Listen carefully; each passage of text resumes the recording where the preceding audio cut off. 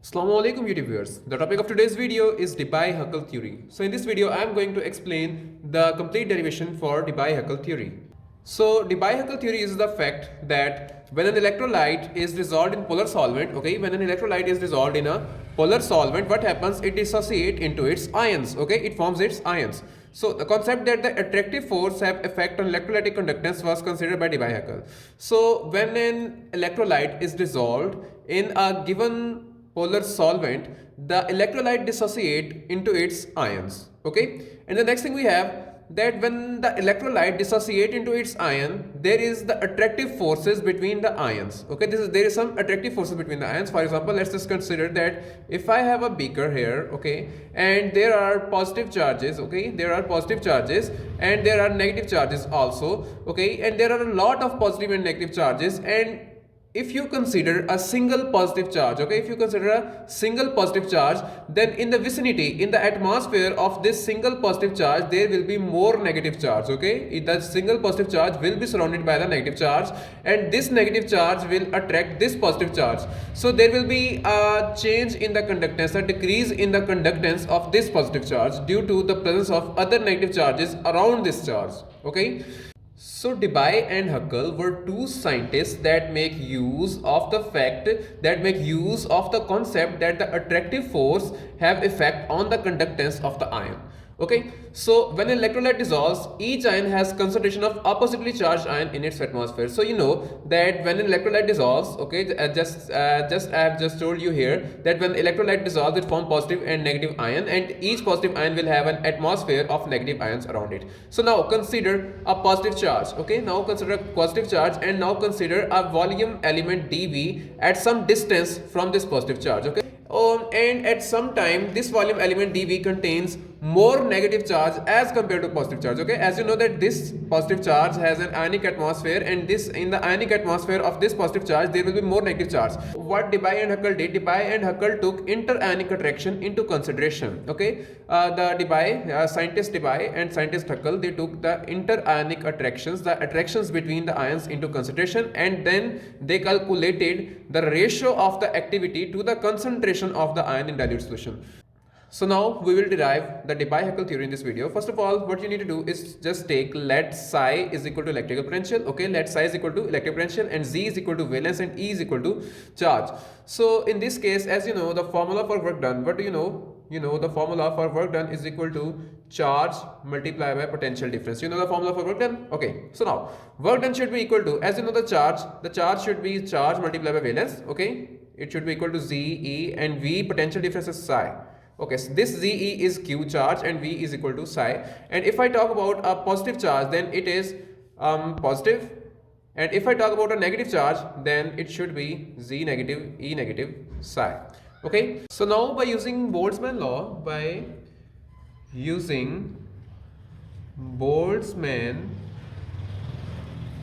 distribution law, by using the Boltzmann distribution law, we can find the concentration of positive and negative ions at some point. So the positive ions should have a concentration like N positive is equal to N positive naught E raised to power minus Z positive E psi by kg. And similarly, N negative should be equal to N negative naught E raised to power minus Z negative E psi over kT. Where this K here is the Boltzmann constant, where K is equal to Boltzmann constant. So now consider the charge density. In the last page, what we had done, we were just considered a box like this, and this was the volume element dV. So now to calculate the charge density in the vicinity of this positive charge, what we will do, we will find the density rho. And the density rho should be equal to N positive Z positive E minus N negative Z negative E. Now what we are going to do, we are going to just plug in the values for N positive and negative from the above equation. So now plugging in the values, I get here, as you know that I have E and E, here epsilon and epsilon, it will go into the common area, and next thing I have is in place of n positive, I am going to plug in this value, and that should be n positive naught e raised to power minus z positive e psi over k t. Okay, and this is the z positive, and here is my z positive, and then again I have minus, and now in place of n negative I am going to plug in n negative naught e raised to power minus. Since this is for a negative charge, so this valency, this z should be negative here. Okay, z negative e psi over k t, and this here is the closing bracket. So now we have z negative, here it is my z negative.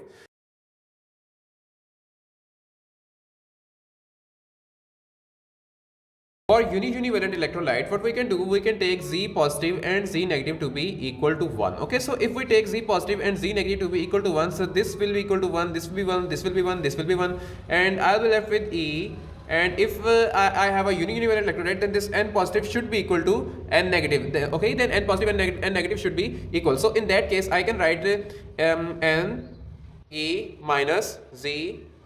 So since this z positive has been consumed up, so I'll write E psi over kt, and then again I have a minus, this z is equal to 1, and this n I can write it as n raised to power e, and this becomes positive e epsilon psi over kt. Okay, now take e psi over kt equal to x. Okay, now and I can write this equation as epsilon, this n and this n will go out of the bracket, taking it as common, and I will have e minus x minus e raised to power x. And now I am going to write the derivation, and then I will explain it.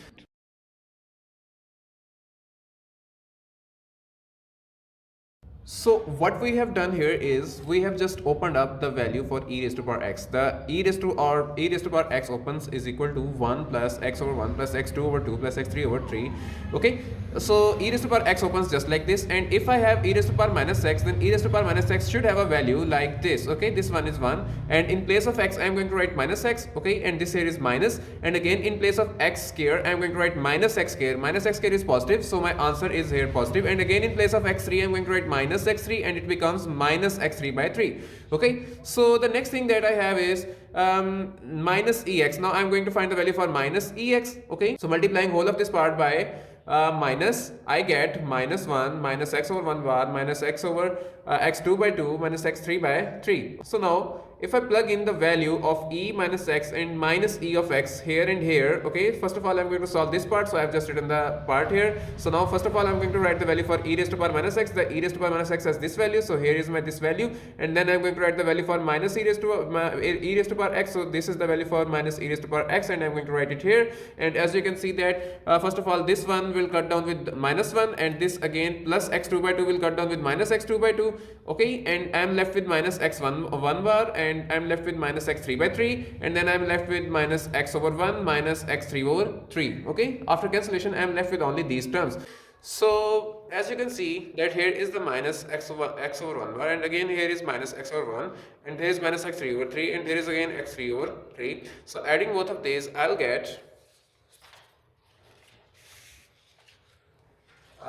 get equal to minus 2x over.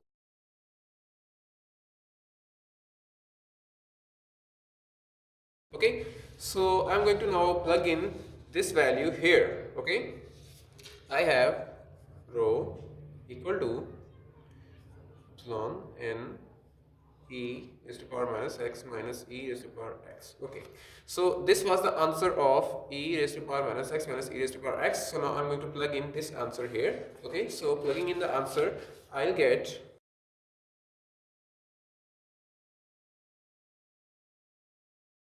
so now I'm going to take 2x over minus 2x over 1 bar common. So if I take minus 2,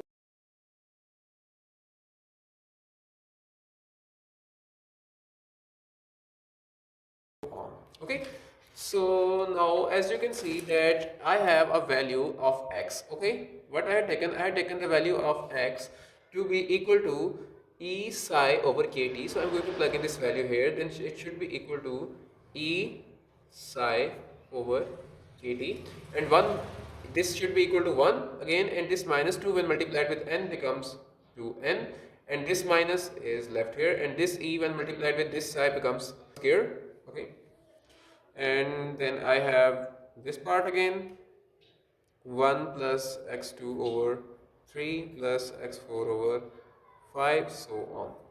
Okay, so now if we assume that x here is very small, so I can neglect whole of this term and my density should come out equal to minus psi square e square psi over kt 2n. Okay, so now I'm going to plug in the value of 2n. As you know, the value of 2n should be equal to z positive square n plus z negative square n.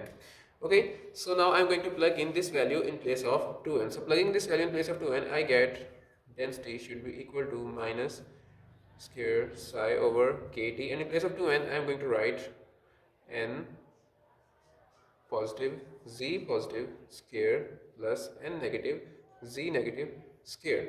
Okay, so in general case where z positive and z negative are not necessarily unity, okay, in the general case where z positive and z negative are not necessarily unity, and if the solution may contain several kind of ions, okay, and the solution contains several kind of ions, so in that case we can write e square psi over kt summation I ni zi squared, okay, where ni represents the number per unit volume and zi represents the valence of ions of ith kind. Okay, so now the summation taken over all the kinds of ions present in the solution is applicable irrespective of the number of different kinds of ion. This equation is applicable for all kinds of ion irrespective of different kinds, okay, irrespective of the positive or negative charge. This equation is applicable for all ions. So in order to solve for psi, okay, in order to solve for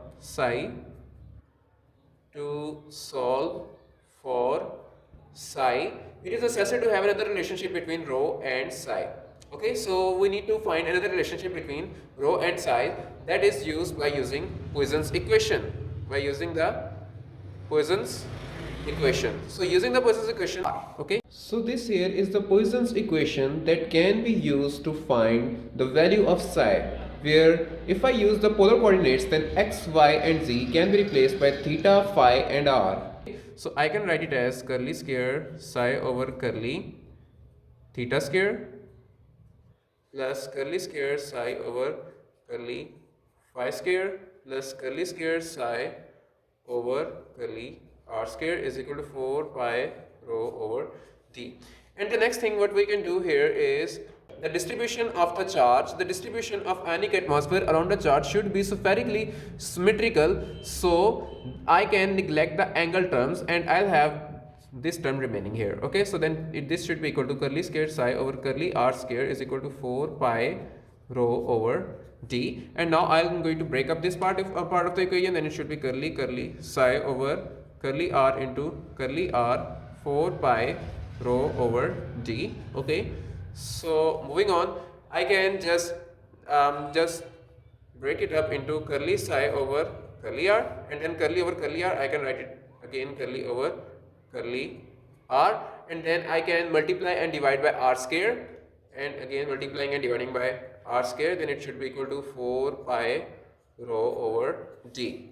Okay, so now I'm going to replace curly with d, and I'm going to just rearrange this equation. 1 over r square should be equal to d over dr. Okay, and this r square will go here, r square d psi over dr, again bracket closing, 4 pi rho over d. Okay, so moving on, and now what we will do, we will plug in the value of rho from here. Okay, this is the value of rho and we will plug in this value here. Okay, so now plugging in this value here, we will get an answer that should be equal to 1 over r square. Okay, that should be equal to 1 over r square d over dr r square d psi over dr is equal to minus 4 pi over d minus epsilon square psi over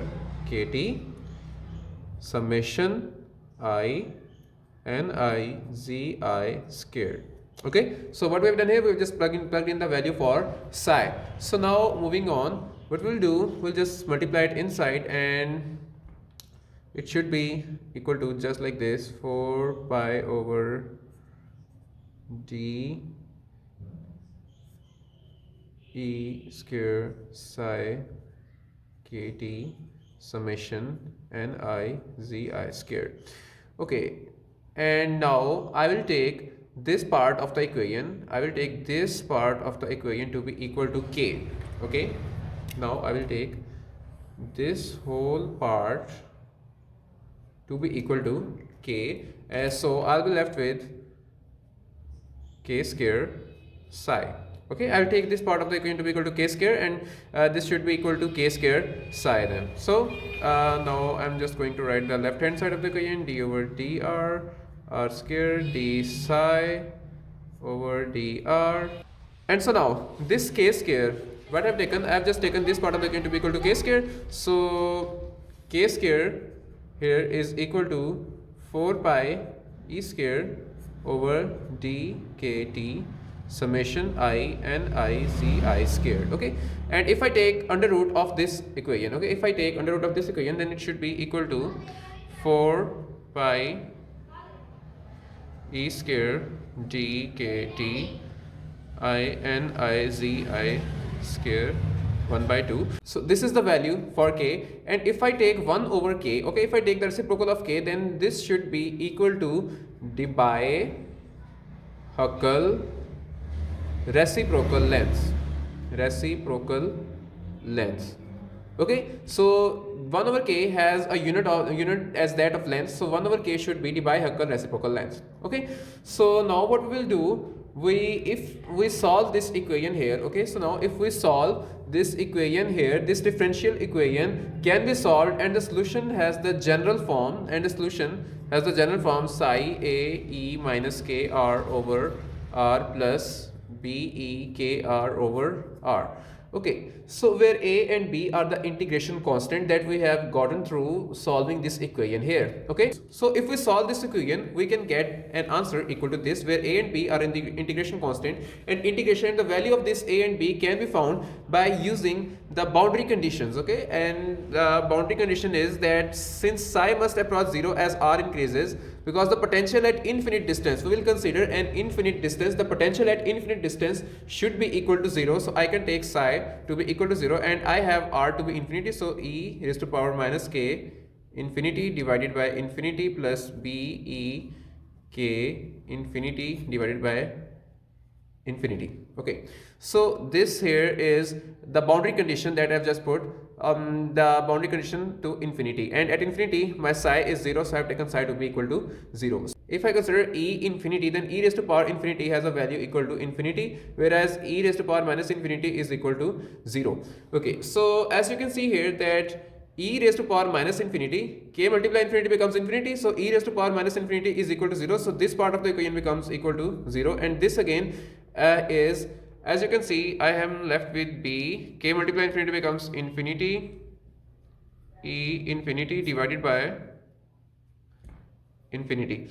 Okay, so here as you can see that e infinity has an answer equal to infinity, so e infinity has an answer equal to infinity will cut down with infinity, I will have 0 is equal to 0 plus b into 1. Okay, so as you can see here that the answer of this part of the equation should be equal to 0 only if I have b equal to 0, because this and this is not equal to 0. Okay, let me just repeat it again, that this part and this part is not equal to 0. The answer of b should be 0 in order to get the answer of whole of this equation to be equal to 0. So I have just proved that b, the value of b is equal to 0. So now I have just proved that a value of b is equal to 0. So now I'll plug in the value of b here. Okay, so my equation will be psi e minus k r over r, and as I've just proved that b is 0, so I'm not going to write this part of the equation. So I have psi is equal to a e minus k r over r. Okay, the value of a can be calculated, by the fact that for a very dilute solution,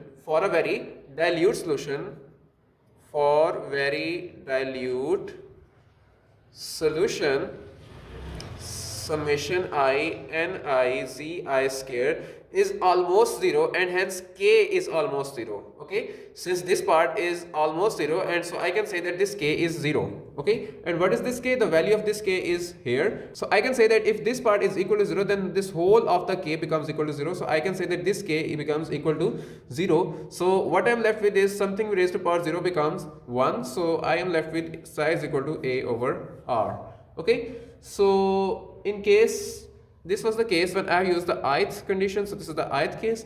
So now in case of a dilute solution, the potential in the neighborhood of an ion will be due to that ion alone. Okay, in case of dilute solution, the potential in the neighborhood of ion should be due to that ion alone, since the other ions are very far much away, very far away, too far away to have an influence. Okay, so if ion is being regarded as being a point charge, then potential should be equal to psi I is equal to ZIE over dr. Okay, so this is the psi that I get in case of dilute solution, in case of dilute solution in which the ions are too very much far away. So I get a value of psi to be equal to this. So if I just plug in the values, then as you know that psi I is equal to a over r. So a over r is equal to ZIE over dr. This r will cancel with this one. Okay, so I am getting an answer a is equal to ZIE over d.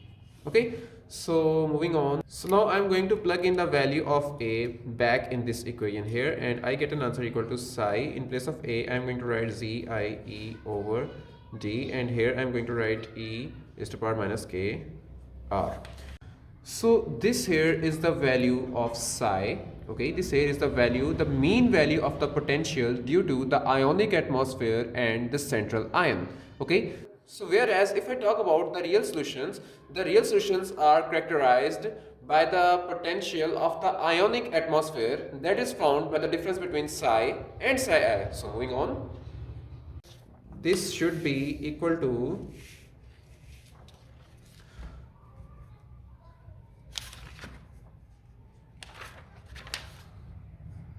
psi minus psi I. Okay, so now I'll try to subtract psi from psi I, and psi has a value ZI epsilon over dr e raised to power minus kr minus ZIE over dr. Okay, so the value of e raised to power minus kr should be equal to e raised to power minus kr is equal to 1 minus kr. Okay, first I will take this common, I will take this part and this part common, and that should be equal to ZIE over d r is common, and I am left with e raised to power minus kr minus 1, and you know that the value of my e raised to power minus kr is equal to 1 minus kr. Okay, so now I'm going to plug in this value ZIE over dr, and in place of e minus kr I'm going to write 1 minus kr minus 1. Okay, this minus will cut down with minus, this one will cut down with minus 1, and I'm left with ZIE over dr. Next thing is minus kr. So this r will cancel down with this one, and I am left with ZIE k over d, and this minus is going out. So this is the value for psi. So now as you can see that this equation is independent of r. This equation is independent of r, and hence it may be assumed to hold even when r is 0. Okay, when r is 0, then this equation can hold because this equation is independent of r. So the potential on the ion itself due to ionic atmosphere is given by the above equation. So guys, that was the basics for Debye-Hückel theory. So moving on, if I want to find the value of Debye-Hückel length, okay, so as you can see here that on my previous page I have just told you about 1 over k is known as a Debye-Hückel reciprocal length. So if I want to find the value for Debye-Hückel reciprocal length, what you need to do is you need to consider the value for Ni. You need to consider the value for Ni to be equal to Cin over 1000, and now what I'm going to do is to plug in the value in 1 over k. Okay, so I'm going to use the value of k, I'm going to use this value of k here, and I'm going to take the reciprocal of this value.